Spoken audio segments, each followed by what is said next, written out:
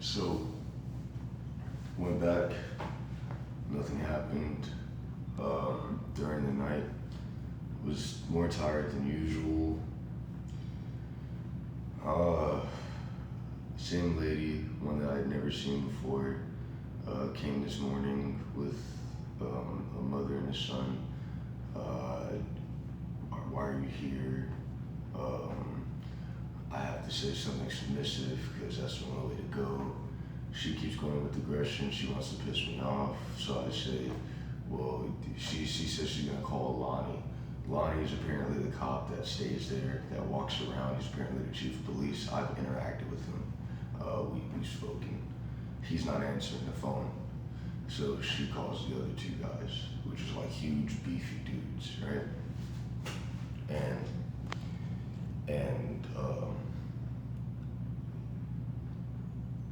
the beefy dudes, they're cool. They're all like, look, man, we don't care. Like, you just, next time we're gonna have to trespass you.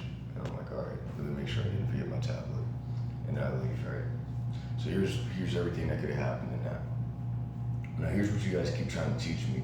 You keep trying to teach me to be like not assertive, but aggressively assertive. You keep trying to teach me to be like, no, fuck that shit. You don't know what the fuck this is? And so there was a couple of prospects. The one in which I was convinced that we were all just animals that were lying, which is kind of what's happening anyway. I was supposed to open that door naked and be ready to fight to the death. Now, that's why the child was there. The child was there to assert that there was a reason for justified combat, making it harder for me to win the fight. Then the woman, who's purposely being aggressive despite the fact knowing what's going on, she's supposed to inspire me to be like, bro, what the fuck? Why are you doing this? Bro, why are you being a bitch, bro? Fuck this shit. And so that's so that whenever I'm being rude and aggressive towards her, the two beefy guys can come and justify being rude and aggressive towards me.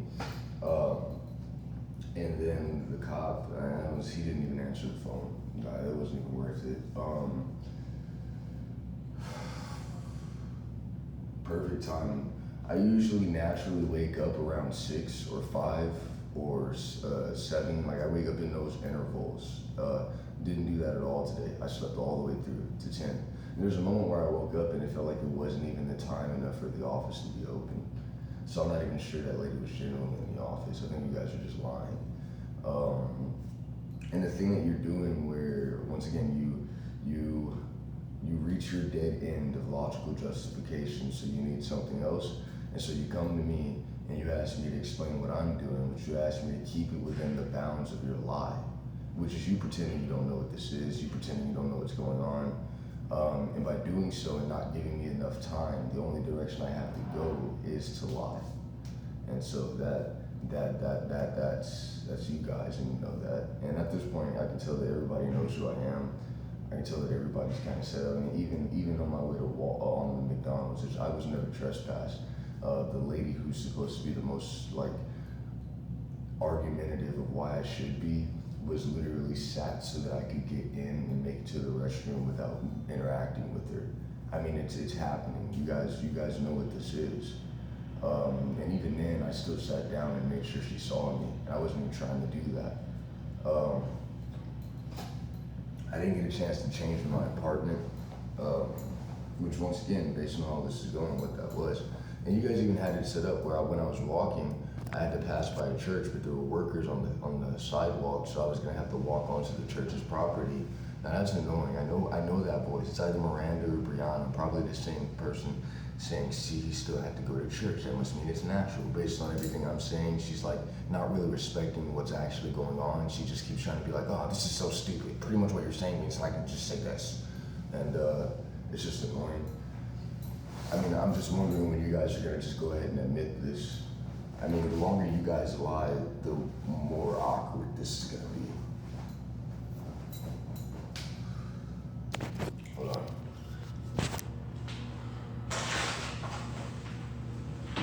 Now I'm at a point of like an official dead end where everyone's cut me off. I'm not gonna have access to money or food, right? I'm not gonna have access to any of that. And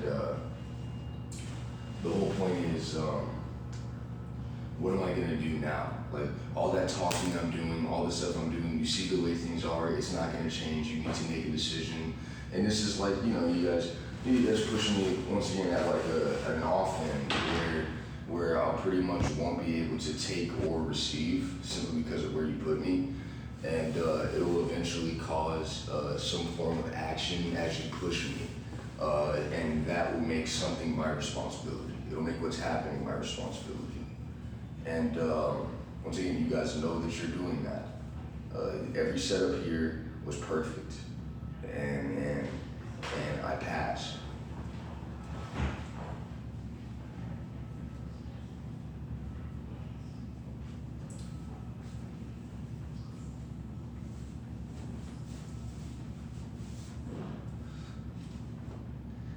Now somebody's trying to tell me how I'm supposed to handle this situation like they know. But they don't. They keep trying to say, you weren't supposed to change your clothes. You're supposed to prove that you don't care. You weren't supposed to do this. You're supposed to prove that you don't care. If I don't care, then that means I'm not doing what you say either. So why do you keep talking?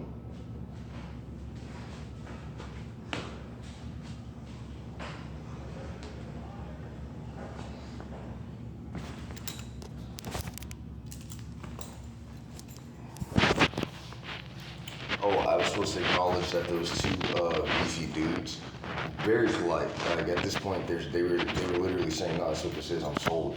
You guys are all saying that. That's what this is. I'm sold. I believe that's what this is now. Look like Chloe's father, Joel, which I'm not even sure is her father at this point. I think it was just the biggest bull they could find that was willing to go through with it, even though it was wrong.